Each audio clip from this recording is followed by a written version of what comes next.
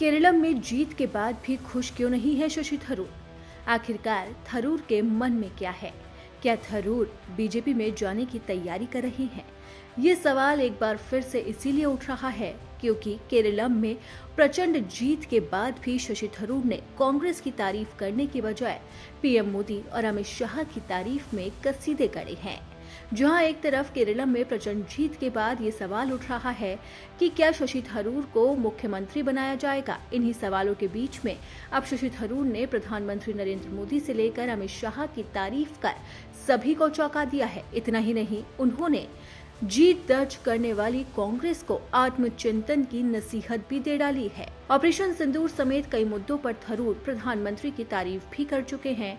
थरूर ने माना कि केरलम में कांग्रेस के नेतृत्व वाले यूडीएफ को जीत मिली है, लेकिन उन्होंने अन्य 3 राज्यों और केंद्र शासित प्रदेश पुडुचेरी में पार्टी के निराशाजनक प्रदर्शन की ओर इशारा करते हुए अपनी पार्टी को सबक सीखने को कहा। थरूर ने बंगाल और असम में प्रभावी चुनाव रणनीति के लिए प्रधानमंत्री नरेंद्र मोदी और गृह मंत्री अमित शाह की तारीफ की और उनके संगठनात्मक कौशल को स्वीकार किया। थरूर ने कहा कि प्रधानमंत्री नरेंद्र मोदी और गृह मंत्री अमित शाह ने बंगाल और असम में अच्छा काम किया है।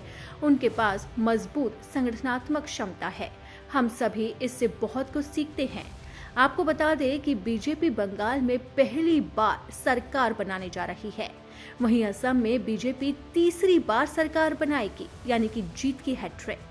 तमिलनाडु में 108 सीटें जीतकर टीवी के सरकार बनाने की दहलीज पर है। वहीं पुडुचेरी में फिर राजग की सरकार बनने वाली है। 5 विधानसभा चुनाव में कांग्रेस ने सिर्फ केरलम में जीत दर्ज की है और अब केरलम में यूडीएफ की सरकार बनने जा रही है। हालांकि कांग्रेस तमिलनाडु में भी सरकार बनाने की जद्दोजहद कर रही है।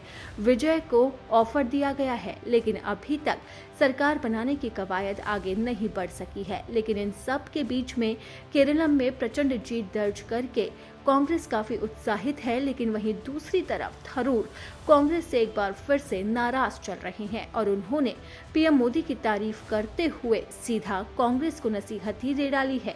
और ये नसीहत अब एक बार फिर से राजनीतिक गलियारों में सवालों को जन्म देने लगी है। सवाल यह है कि आखिरकार शशि थरूर कांग्रेस से नाराज क्यों हैं? वो क्या चाहते हैं? थरूर के मन में क्या है? क्या वो बीजेपी की तरफ जाना चाहते हैं?